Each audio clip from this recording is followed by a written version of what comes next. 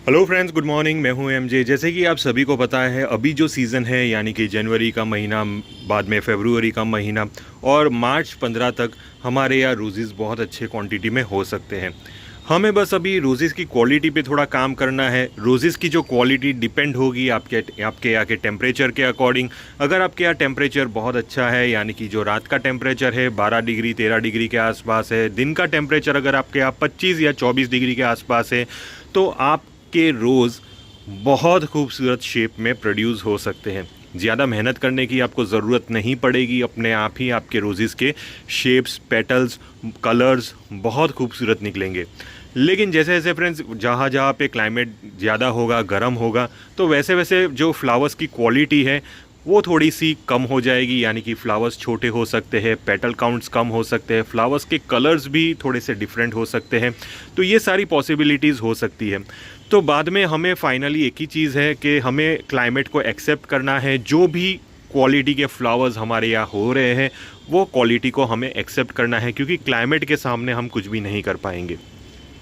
तो ये एक फैक्ट है जो हमें एक्सेप्ट करना होगा। भले आप कोई भी अच्छे से अच्छा फर्टिलाइज़र यूज़ करो, जितनी भी क्वांटिटी में फर्टिलाइज़र यूज़ करो, सबसे जो आखिर में सबसे जो की पॉइंट है वो है क्लाइमेट। क्लाइमेट ही डिसाइड करेगा आपके यहाँ रोज़ेज़ के क्वालिटी, रोज़ेज़ के फ्लावर्स कैसे होंगे। लेकिन यहाँ पे फ्रेंड्स मैं आपको एक चीज़ और बताना चाहता हूँ। एक छोटी सी टिप है जो अभी मैं आपके साथ शेयर करना चाहता हूँ, खास करके जो HT वैरायटी के रोज़ेज़ है उससे रिलेटेड। अब जहाँ पे फ्रेंड्स क्लाइमेट अच्छे सूटेबल क्लाइमेट है वहाँ पे आपको ज़्यादा मेहनत करने की ज़रूरत नहीं है। लेकिन जहाँ जहाँ पे क्लाइमेट हल्का सा गर्म है, तो वो पर्टिकुलर रीजन में हमें कौन सी ऐसी छोटी सी एक चीज़ करनी है जिसकी वजह से हमारे जो रोजेज बहुत अच्छे फ्लावर्स प्रोड्यूस कर सके। बहुत अच्छे का मतलब मैक्सिमम से मैक्सिमम अच्छी क्वालिटी के फ्लावर्स प्रोड्यूस करें। तो उसके लिए हमें कुछ टफ़ डिसीजंस लेने होंगे।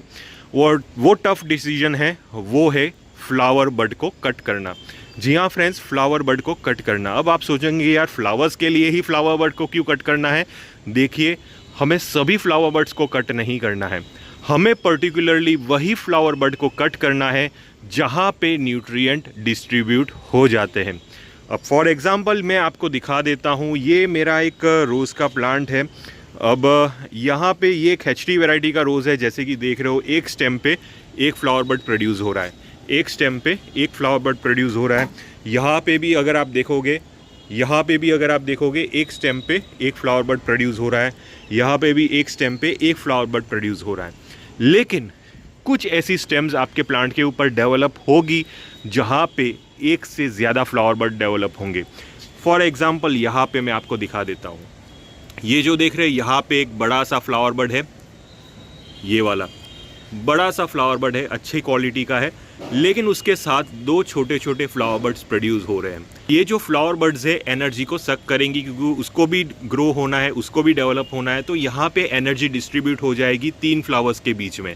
तो ऐसा अगर हम करेंगे तो बाद में ये जो फ्लावर है उसकी साइज़ छोटी आएगी, उसके कलर्स भी अच्छे नहीं आएंगे और उसकी क्वालिटी भी अच्छी नहीं आएगी। सेम तरीके से ये दो फ्लावर बड की भी क्वालिटी उतनी अच्छी देखने को नहीं मिलेगी। तो यहाँ पे हमें बड को कट करना है। बड को कट करना यानी कि पिंच कर देना है कुछ ये हिसाब से।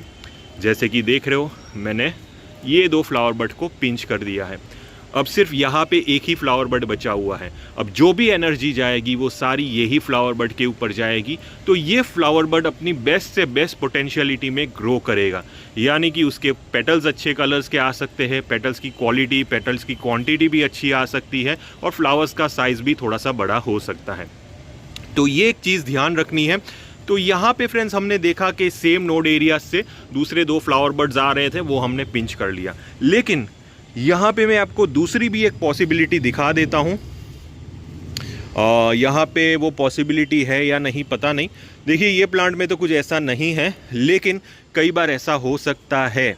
कई बार ऐसा हो सकता है, पॉसिबिलिटी है कि यहाँ पे एक फ्लावर बड है, लेकिन मे बी उसके आगे पीछे नीचे कहीं पे भी दूसरा एक फ्लावर बड, छोटा सा फ्लावर बड प्रोड्यूस हो रहा है। तो उसको भी पिंच कर लीजिए। दूसरी इंपॉर्टेंट चीज़, जैसे कि देख रहे हो, ये एक पूरी स्टेम निकल रही है। मैं ठीक से आपको दिखा देता हूँ। यहाँ पे हमने कटिंग की थी, ठीक है। यहाँ से हमने कटिंग की थी, एक नई स्टेम यहाँ पे प्रोड्यूस हो रही है और वो स्टेम के आखिर में एक फ्लावर बड प्रोड्यूस हो जाएगा। लेकिन कई बार ऐसा होता है कि यहाँ से भी एक दूसरी स्टेम प्रोड्यूस हो सकती है।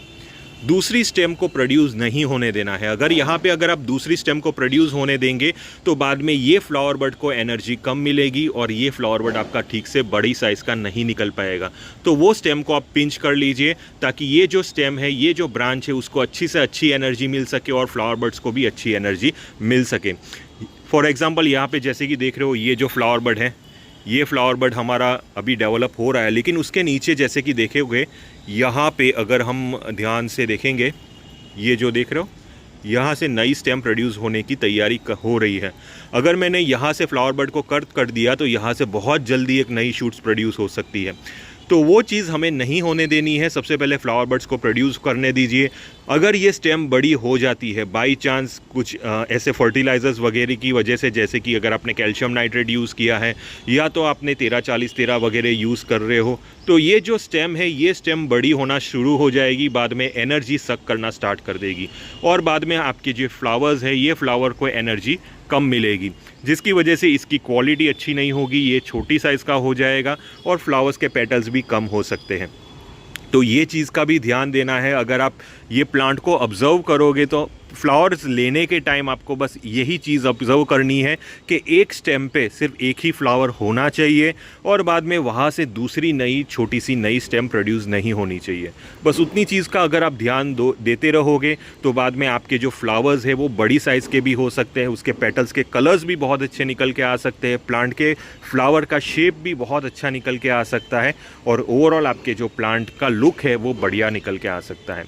तो ये एक छोटी सी इन्फॉर्मेशन है जो अभी मैंने आपके साथ प्रैक्टिकली शेयर की। अगर आपको किसी भी टाइप का कन्फ्यूजन हुआ ये टॉपिक से रिलेटेड तो आप प्लीज़ मुझे टेलीग्राम ग्रुप में कांटेक्ट कर सकते हो। टिल देन के लिए थैंक यू फ्रेंड्स और हैप्पी गार्डनिंग।